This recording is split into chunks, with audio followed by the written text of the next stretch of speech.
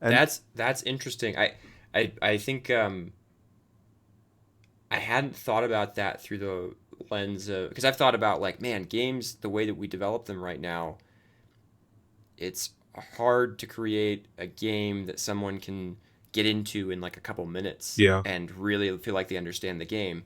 But what we see is on YouTube and even on places like Spotify, with music, you see a focus on, hey, I'm basically building this to initially hook you, and what that's done, you know, over time the average length of these things goes down, like, and people say like the attention span gets shorter. And I've had this thought, I haven't really thought through this, like what if our gaming attention span could also get shorter, where we would just think about a game as a smaller and smaller, more bite-sized thing, to the point like you were saying of, if an AI is frame by frame kind of generating an experience for you, well, it can do that infinitely, infinitely. assuming processing power. Or if you decide to play it for 30 seconds, it doesn't matter, right? It's all the same to to the to whatever constraints and design requirements were placed around that box, right? Right. That you decided to step into. Well, I think game play times have got shorter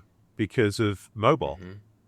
You know, Yeah. if you think before the iPhone, which was what 2008, I think, um, most people did not play games in terms of the population as a whole. It was, you know, you had to have a PC, you had to have a console, and the number of people that had a PC and a console, I don't know what the numbers are, but I would It's a imagine lot less. it was a fairly small percentage of the population of the world. You know, the world was, you know, is what said 6, 7 billion people back then. And you know, iPhones come out and the clones, and you know, all of a sudden you have this really useful thing in your pocket that's a games machine as well as doing everything else. And all of a sudden, you know, the market for games in terms of the people that actually could have had a machine that could play one, it blew up. Yeah. And you know, it probably went from, I don't know, but all of a sudden 4 or 5 billion people had a smartphone on the planet, right? Whatever the number is, like a large percentage of the population. Yeah. Um, and you know, they're playing games. The games that were made for smartphones tended to have much shorter session times than a game that you would make for a computer or a PC, because, well, you don't know what you can. You know, you might be waiting for the bus or you're on a train, right? So I think that's already happened for most people. You know, because we're in the industry, we think the games industry is the sort of the hardcore people that sit down and commit time to playing games. But actually, most people, I think, don't do that. They play games, Yeah. and it's interchangeable with other forms of entertainment for them. It's a, yeah, they could play the game because it's on the phone, but they might as well just be watching a video or texting their friend. It's all become a homogenous blob for those people. It's just another activity that they're doing as part of their daily routine. Yeah. Uh, Screen time. So screen screen time there you of go, some screen sort. time. Yeah, Yeah. I Yeah. knew there was a buzzword that the kids use. Oh no. I'm Yeah. too old to know, but yeah, I mean, and the games that were very successful in in those markets, you know, there's different types, obviously, but a lot of them were built to be played for 3 or 4 or 5 minutes, and then you could leave it alone and come back, and you know, and nothing's really changed. Um, yeah, my wife sits there. She won't play games on a computer or a console, but she sits there every night playing, you know, still playing Candy Crush. That's the other Mm-hmm. thing that's actually very interesting about the industry is the persistence of old titles. You know, when I was started, you know, things had a shelf life literally because they were on shelves. Yeah. Yeah. You know, and you know, you'd be lucky if something lasted a year. You know, and then you go to budget or whatever. But now, you know, I think if you look at the top grossing games from the last couple of years, they're the same games that have been there for years and years and years. Yeah. And people, you know, they want to keep playing the stuff they're familiar with and they're comfortable with. And I think that comes back to, you know, again, they don't invest the time in something different. You know, it has to be something has to be very special about that thing. Either, you know, everyone else is doing it, they want some of it, or it's something they know that someone else has done before, you know, a sequel or something, you know. But um, yeah, that's a very interesting, you know, phenomenon because it makes it very difficult for people to get in. Yeah. And like any industry, the top 10% makes 90% of the money. So Yeah. it's having a And that seems to be getting more and more extreme over time. Like you're getting that, yeah, it's more it's entrenched. yeah. Yeah. Yeah. But it's there's a wonderful opportunity here. The flip side of this is if you used it's like with music and with movies. If you used to want to make a movie or you want to make music, you had to be a prodigiously talented person, right? You had to be able to play an instrument. And then computers have democratized music, and now AI is democratizing it even further to an extent. You can literally make a track that sounds like anything you want, and games are good. This games will follow along with that. It's going to make it easier for anybody to kind of have something that's their creation. The problem with that is that you get a lot of stuff that's probably not worth looking at, and then Yeah. discoverability becomes a problem. Yeah, there's the filter, like the discoverability or the Yeah, filter. How do I know what's good and what's not? yeah. Is this added? It's becoming more and more and more of a problem. Or I shouldn't. Problem is not the right. It's something you have to contend with. You What? have to figure out how do you get someone to actually.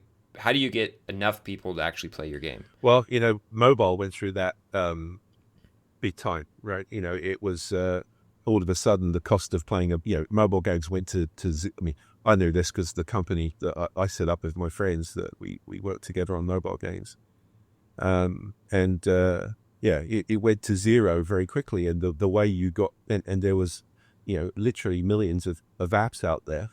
How do you get found? Well, you have to advertise, or you have to have word of mouth, and Yeah. yeah, and then the cost of user acquisition just did that over time. It becomes more and more and more expensive to get someone in to play your game. So that became a Yep. big problem. You had to have massive pockets or get lucky. Yep. Yeah. you know, Well, and I think it's with so many more titles coming out, it's also it's harder to get lucky. Like, is that the thing that if you were relying on luck, it's a lower odds bet now than it was 20 years ago. yeah. Um, I mean, there's so many good things that come out that never make never get a big audience. They're very well crafted, very well made games because they're just not discovered by lots of people. there was actually I went to a GDC talk. It was a lightning talk, and a studio head. I'm actually going to be talking with him at some point, but he talked about having to what it was like to do layoffs and how to do that in a wise way and in a human centric way, because that's a real thing that we're now contending with. And one of the things that he said is, we made a game. It was all the critics thought it was a great game, but nobody played it. And that's it. Like, and again, as an indie studio, you don't necessarily get a bunch of swings at this thing. You probably don't have enough runway, like bank account saved up to, if you miss, try again or whatever it is. And I anyway, I thought it was really great chatting with him or hearing his talk, and then I got to chat with him a little bit after. Um, but just that brutal reality of, it used to be, hey, if you can hit some Metacritic number, you'll probably be okay. And that might still be true, but the number seems to have gone way up. Yeah, And really, I think in some cases it's just not true. I think you can have a game that is critically very well received, but for whatever reason, players, maybe they just play it once and then never play it again, or whatever. They don't stick with it, and you don't have anything that's going to sustain a business over a long period of time. yeah. I mean, again, going back to when I started, um, to channel into, most people bought games from stores. 95%, Yeah. 99% of the games were bought from. Would you'd have to like buy shelf space? You have to buy shelf space, and Yeah. and the shelf space is very heavily curated now. It's a different problem because the shelf space was bought by the people who also had the most money because it was based on advertising money. Yep. But if you worked at a publisher, like I worked for a couple of big publishers like Warner Brothers and Infogrames. Um, you bought and GT, who they basically owned the shelf space in Walmart, so that was the biggest store in the US, right? Yeah. You controlled what went in there, and it was very easy to not lose money because the product was relatively inexpensive to make, hundreds of thousands of dollars to a few $1 million back then. And you controlled the channel, so you could if you made something that wasn't actually very good, you could do deals with people to take it based on, well, we do have this really nice game that's coming along. You should take a couple of thousand boxes of this not so quite so good one, because otherwise we're not going to give you a discount on this one, right? And there were shenanigans like that going on all the time. And I remember talking to the CEO at one of these big companies, and we never lost money for a decade on anything. Wow. Because you could control the channel, and we were pretty careful with not going too crazy on the budgets for things. Yeah. When And the market was so undersaturated, there was so much more demand for games than games that existed. Like any new game that came out, even something that would get a horrible Metacritic score, or PC Gamer would totally pan it as a joke, but it would still get bought. Like you said, it would still get bought off the shelf. well, yeah, and if you were one of these bigger companies, you couldn't guarantee you didn't get a bad score, but again, you would be talking to the magazines, which were the primary source of information for people who wanted to buy games, apart from their friends, Hmm. obviously. But there was uh, in England there was 50 different computer magazines. And these games got advertised in those magazines. So, Yeah. what I mean, I've literally seen this firsthand. Is if you give us another, if you buy an ad on the back page for £20,000, we'll bump the score up 10%. I mean, that went on. Wow. So there were a couple of magazines that didn't do that. Amiga Power was one of them. And Zap 64. Um, and you could trust their reviews a little bit more than some of the others. Wow. But yeah, that went on, right? And it's a business, so there would be deals like that going on, and because those advertisements were worth a lot of money to the magazines. So if someone's threatening to pull their ad because your review is not so high, sorry, it's too low, you have a choice. Wow. Yeah, or exclusives, Yeah. Yeah. yeah, Right. yeah. Well, you can review it before it's finished, and you get these games with incredibly high scores, and then they come out and they're awful. You could, yeah. That was always funny too. But yeah, I love this. This is a really cool. So the transformation of that. One of the things that's been interesting for me is watching. I think it to your point, like, hey, it's a business, right? This is what we're trying to do. We're trying to make a successful product. We want to sell. We want things to be profitable over time. That has become harder and harder to consistently do, and you see that now with some of the biggest publishers out there actually really struggling. And I think you basically nailed it earlier. There's this idea of, even in a world where every game doesn't succeed, the ones that succeed pay for the ones that don't, and then some, and we get to keep kind of going. But what we're finding is that as the cost has gone up so much, as like time to development is longer, salary is higher, teams are bigger, suddenly it's not like, well, it's okay if 1 in 10 hits it out of the park, we can pay for the everything else. It's like, shoot, we're still operating in that model, but now everything's so expensive that I need actually 1 in 4 to hit, and instead of getting 1 in 10 to hit, I'm getting 1 in 20 to hit now, so I'm really underwater very rapidly. Like the numbers around this are just like, even my biggest success doesn't pay for as many failures as it needs to keep this thing rolling. And Steam on PC at least is very much a democratization of access, and has held I think a pretty firm line as far as I know around. They somewhat play favorites based on size, right? Like you can negotiate for a different size cut to some extent if you're big enough, but broadly they don't really, like, the reviews are player generated. It's kind of all out there in the system. It's much more exposed than it used to be. yeah, I completely agree. Valve are very smart, right? I mean, if you think about Valve, if I think about the products that they've made, the games, Mm-hmm. you could probably put all of them in the top 20 best video games of all time, depending on you know, your personal Yeah. likes and dislikes. And certainly, stuff like Half-Life 2, Portal, Yeah. they're absolutely brilliant games. But they don't Oh make they, yeah. they don't make many games, do they? They don't have to, because they own the platform. Yeah. Very, Yeah. very, very smart. and other people have tried to do similar things to varying degrees of success.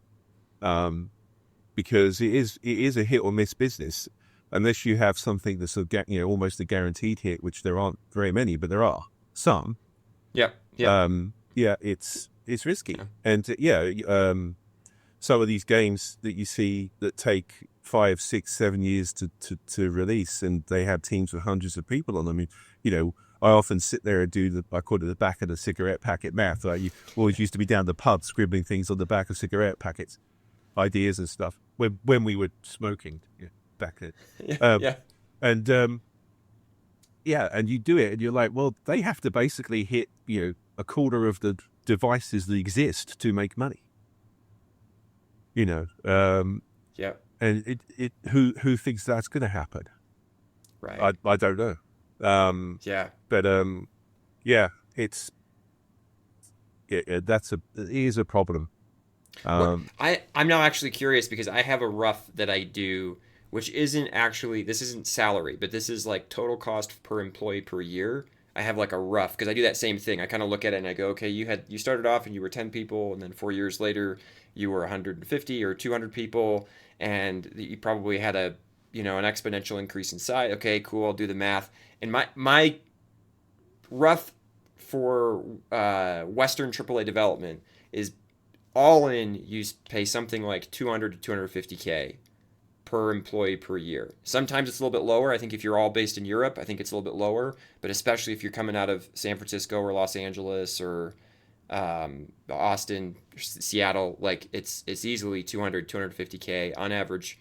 And so, you have 4 people working at a company for a year, even if their salary isn't 1 million, all in with everything else you need to do to support the game, like licenses and servers and all that stuff. That's my napkin math number. I'm curious what yours is. well, I couldn't possibly comment, Fair enough. Fair enough. but certainly, I'm in Southern California here, and it is expensive, Yeah. and certainly Europe is cheaper, Yeah. and Eastern Europe is cheaper. South yeah, America is cheaper. Yeah. even the UK, Mm-hmm. um, and I think that Blind Squirrel, which is where I work, we're worth the money that we charge because we are experts at what we do, and we're usually solving someone else's problem, and there's a reason they're coming to us to solve that problem. Um, Right. but yeah, but it's not cheap, Yeah. and Yeah. just look at me. I've been doing this for 35 years. Um, I'm relatively expert at what I do. I'm certainly a lot wiser than I was when I started, so my cost has gone up considerably. Yeah.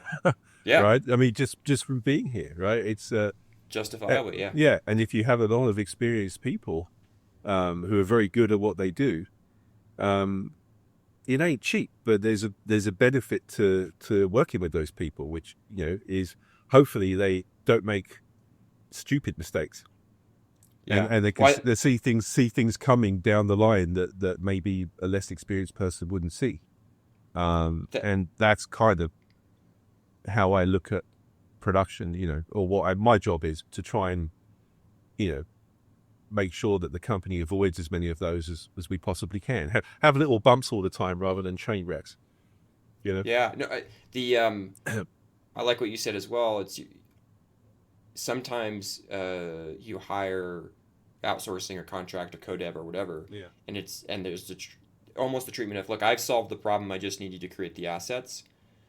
You specifically said you're solving us you're bringing us in because we solve the problem, we help you solve the problem, like we solve the problem you don't know how to solve, because of that expertise. And the funny thing is that is the hardest part, the idea, the discernment. You talked earlier about like Nintendo or some of the other big companies. Yeah, Rockstar was the other The one I said. Yeah. Yeah, Rockstar. Yeah, they're curating experiences. They're curating. They're like the discernment, the ability to identify the problem space and then solve that problem is why we would pay more, um, and why they can build more expensive games I mean, on like just a deving it side, because they believe in themselves to some extent, but that's been proven over time in the market to know we want to play the games that they've figured out how to solve, more than just some random game out there from some smaller player. In game and software development, we spend so much time estimating, and it often feels like a burden that just takes a bunch of time but doesn't really add much value.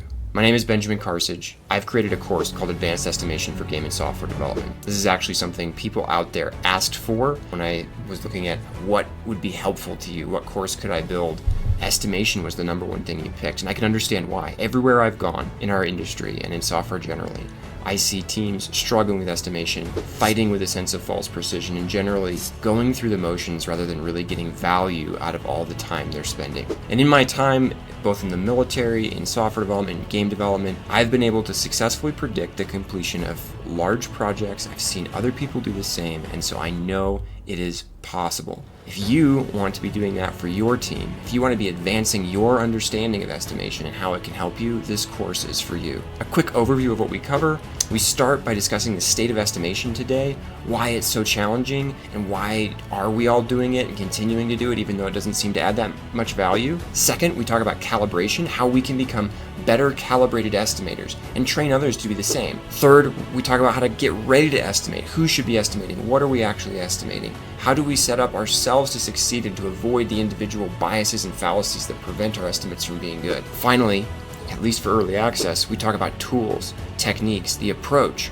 What are the ways that you can actually create estimates that add value? And when should you not use those techniques and use others instead? In the future, we're going to be releasing even more modules where we cover things like how to estimate things that aren't just how long a project might take, but to think about money and resources and so many other things that we end up estimating, value and whatnot. The 6th and 7th modules talk about small and large scale estimation and really try to make all of what we've talked about so far practical. And those modules will be coming in the future. For right now, we're focusing on those first 4. And as a result, we're keeping this course in early access at a lower price. As more modules come out, that price will go up. So get it today while it is as low as it'll be, and you will get all the future sections as well as those first 4. It's already 15 hours of content and more than 20 worksheets, templates, and examples for you to take away. I also interject stories from my own experiences, both failures and successes, of how estimation has gone well and poorly and what you might be able to learn from those things. So there's a lot of tools here, there's a lot of resources. This is a problem we're all facing because we all spend so much time doing this, and I think we get way too little value out of it. I think we could be spending less time and getting more value and really helping our teams succeed, creating the software, the games that will really please our audience and players. If that's something you're interested in, check out the course.